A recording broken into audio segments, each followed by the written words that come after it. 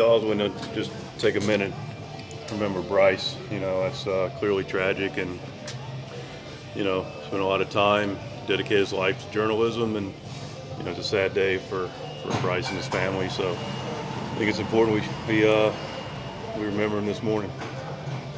So how can I help? We weren't here yesterday. I think most of us were elsewhere.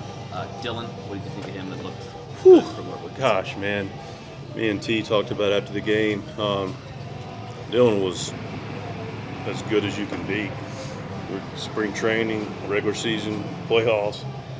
I mean, that was impressive. Listen, he's been very successful in this league, obviously, with 2+ pitches, the exceptional fastball, and then the wipeout slider. And now he's going to add a legitimate changeup, swing and miss changeup, soft contact changeup. And then he's able to run a two-seamer. He's throwing in with his forward, and he's also running a two-seamer inside. So you got to protect both sides of the plate. You got to protect east, west, and north and south of a guy that's already elite. You're going to see what you saw yesterday. And the one thing I also appreciate about it, he's in 63 pitches after 5. So it's going to allow him to do something that's going to be important for him and us, and that's to have efficient innings and then be able to go deeper in games. Now he's made that start. He's definitely going game 2 of the season. Is that the plan? Correct. Yep. Do you have any plans Well beyond played. that? Well played. Nice job. Do you have any plans beyond that in the rotation? I have plans, yes. Yep. I'm not going to share them. But, yeah, we do have them. And they're still fluid, by the way, so I don't minimize that. But, yeah, so Michael will go game 1 and Dylan will go game 2. And then TBD from there. And Nick is Tuesday still. Is that when he would make his... He's going to pitch here on Tuesday, correct. Yeah, then you guys can do some math from there. Can and half. Touche. Hughes' locker was cleared out. Darvish. Yeah, he just went back to San Diego. He's going to start the play and catch over there sometime here soon.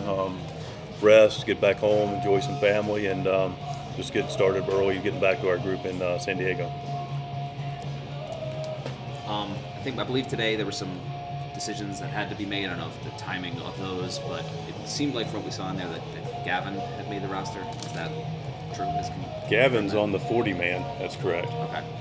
But you haven't informed these guys of the opening day roster status? There's been some conversations, but none that we want to share publicly because there's a lot of obvious, moving parts to this. Could you speak just to the other side of that? Obviously, for a lot of guys, it's exciting, but it's also, especially this year, I imagine, particularly tough.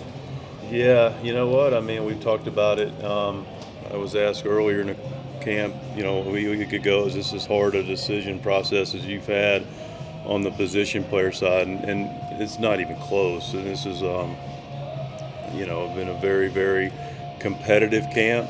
And all those guys have played their way onto a team that only has so many spots. And so, having to sit down with players to share with them they're not going to be part of a group that they're enjoying competing with and enjoying being in the clubhouse with and enjoying and looking forward to playing in, an amazing place in Petco Park. It's a really hard thing to hear for some guys, and we're still in the process of making those decisions. But, yeah, it's it reminds you that this is a wonderful game and an enjoyable game, and you got tears on both sides of it, and emotions on both sides of elation and frustration. So it reminds you it's a business. On that side of it, what did you make of the camp that Tirso had and his potential to kind of impact you guys at some point this season? Tirso is a great representation of the organization and how he's been able to continue to develop in this organization and play. And to his credit, got added to the 40-man, comes in, again, open competition, and similar to what we talked about with Jesse, it's a hard conversation because it's hard to look a guy in the eye that say, that you could have done something better. Nobody hits 1,000. The guy had a really good camp, stayed in on lefties, continues to play good defense. Wonderful teammate, does all the little things we're asking. The base running, he was on point, on time, consistently. But he's now, one thing we talked about, not to be out of school, is, you most importantly believe you're a major league player, and that starts there. And we believe you're a major league player. Now go be a major league player in AAA. And that's a hard message, but he put himself in a good spot where we all can trust him to come up, and he knows he belongs here. So Tirso is in a good spot in El Paso to go compete and be ready.